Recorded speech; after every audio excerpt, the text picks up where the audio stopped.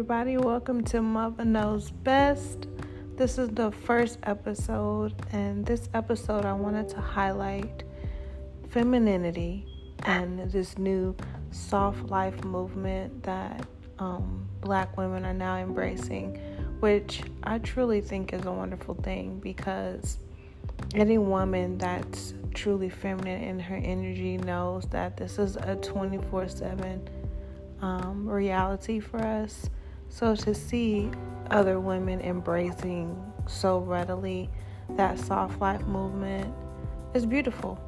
I think one of the first things I thought about when I saw this was like, hey, we've been kind of talking about this all along, but the only difference is now people can find some kind of way to monetize this reality or find some kind of way to get some clout from it, when women that have been kind of striving hard to set an example of what a true soft life is have been called pygmies and have been called eager to please and just every other terrible thing you can think of in the book. But I'm just really proud that sisters have kind of held their ground. There's so many ways to accomplish this like feminine movement that's going on, but the first thing would be for me to just go on record to say that a woman that chooses to embrace her feminine energy, you move this way throughout your life, your relationships, your work life, and in society. I think it's important for women to understand that we have natural energy that's automatically within us that we have to tap into, and we should be wanting to do it for ourselves and not particularly like to be with a man or to get the attention or to seek a mate. We should do that because this helps us to, get closer to God or source energy or whatever expression you like to call source energy. And I think that women have to understand that, and all people really, but the women have to understand that in order to do that successfully, you have to be consistent.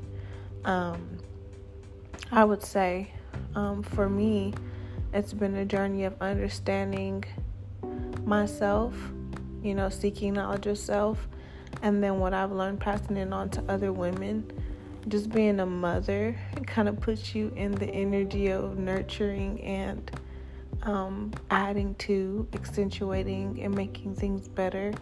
So that's why, hence the podcast Mother Knows Best, I like to highlight all of the wonderful women in my lineage, my mother, my grandmother, my great-grandmother, that just kind of instilled certain values that a lot of people would consider old school, but in fact, set the foundation, the tone, and the standard for, I believe, like what should be the foundation for true, meaningful relationships. There's so many points I want to go into it. I don't want to make this too long. The very first one, the first thing I can think of right off bat is how we relate to our mate. I think that when you're relating to your partner and you want to make significant growth and the talking stage, I think that the talking stage should coincide with the courting. Like, you should constantly be forging new ways to communicate with your partner in a healthy way, whether it's through texting, but preferably I think that it should be over the phone, and you should be speaking to your partner for at least 1 hour blocks at a time, because you're really getting to know this individual. I think that a lot of women want to be feminine, but they make the mistake of not moving gracefully through the process of the talking stage. A lot of people are quick to talk about a lot of physical things, when in reality, when you're getting to know someone and you're vetting them as a potential long-term partner, what you really should be doing is listening for what they say in response to your questions. Learning how to listen is so important, because a lot of women because we're intelligent and so many of us carry degrees, and so many of us are now making significantly more in the workforce. We seem to think that when we're having dialogue, we always need to usurp the conversation or be the one that's talking the most. But I found that in relationships, when you're able to listen to your partner, you'll hear much more than what you ever bargained for. Because if you listen long enough, you hear all the things that aren't said. But it will also kind of set the tone for the type of communication style that you want in the beginning, which should always be open. Not so open that you just spill all your guts out, but open enough to where you know where the person stands. I fully believe that you should be asking direct questions, and I'm not like, what's your favorite color or what's your favorite movie? You should be asking, like, what are your goals in life? What do you see yourself a year from now or 5 years from now? Do you have any children? And if you do, what's your parenting style? These are topics of conversation that should happen sooner than later, because a lot of times those are the points of contention, and the relationship is when an individual doesn't know how to communicate and get the answers they need without being forceful. I also feel like the conversation should flow organically too. Like, it shouldn't be like an interview, but it should be to where they clearly know that you are looking to gather information, because in the talking stage, in preparation to move to the courting phase of a relationship, you're constantly gathering information about the individual as you're vetting them to see if you're marriage minded. To see if this is somebody that you can spend your life with. And I know that women feel like with the new eras of plastic surgery and the ability to freeze your eggs and prolong opportunities for to bear children, that they have so much time. And the reality of the matter is, you don't have so much time that you can play around in relationships. You really should be looking to find partners that align with your core values. And if you don't know what your core values are, you should be journaling and writing out what it is that you seek in a mate, and making sure that you can have preferences physically, but making sure that those core values and that foundational structure is there, because a lot of us are missing in our relationships that core foundation, that longevity that you need to make something last.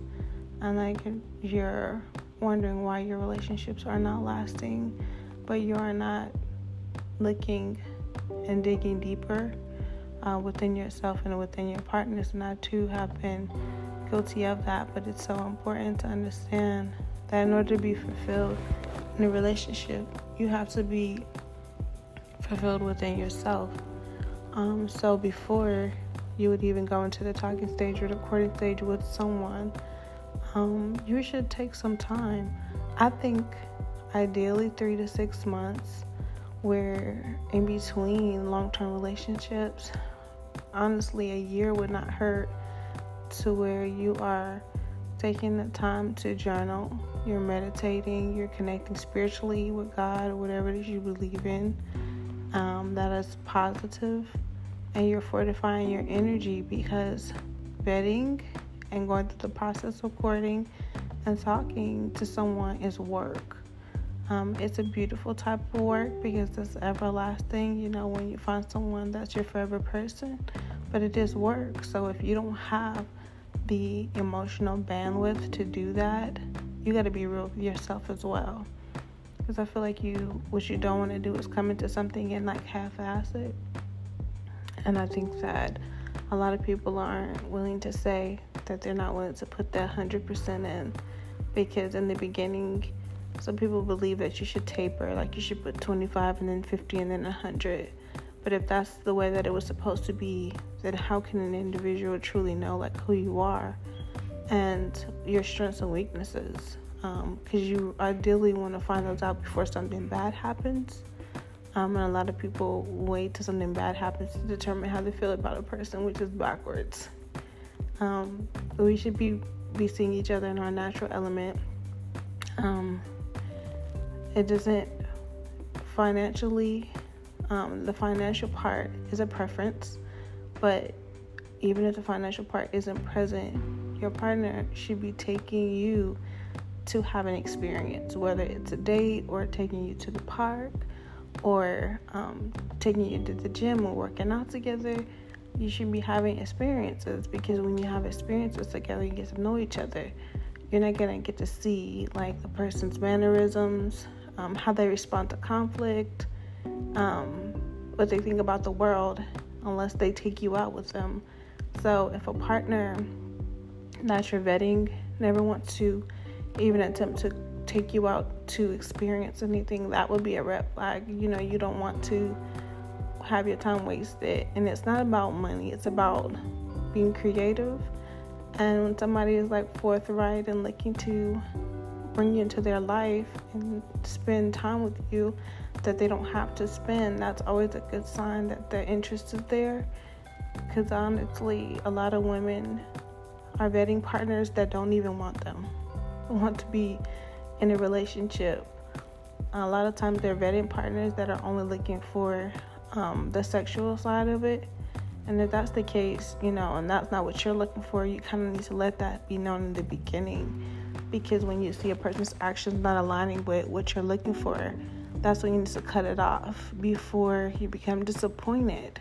I think that a lot of women find themselves disappointed because they did not choose properly.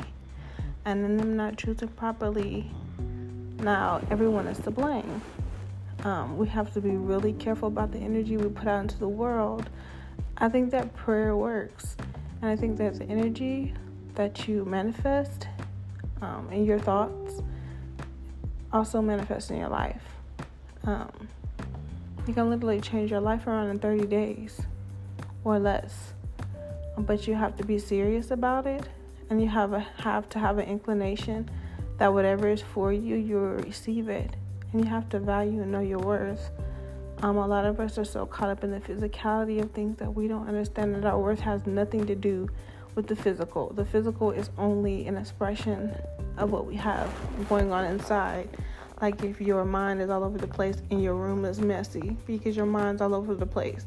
But then when you get your mind together, you start noticing, man, I need to clean up. It's the same thing with yourself. So that's one aspect we will start to explore as far as relationships go and partners. Things that you can do to fortify the relationship in the beginning. Things that you can do to, if you're marriage-minded, to continue to preserve the purity and the sanctity of what you're working on. I know I'm not at all speaking about sexual encounters. What I'm speaking about is making sure that you protect your relationship from outside energies. Because in the very beginning, a relationship is like a newborn baby, and you don't have everybody around, and you're not taking 1,000,000 pictures for people to see. So it's something special to protect. A lot of people don't realize that. They wait till they've met someone in 1 or 2 days to post all over social media, when really you shouldn't have but just a few photos, if anything.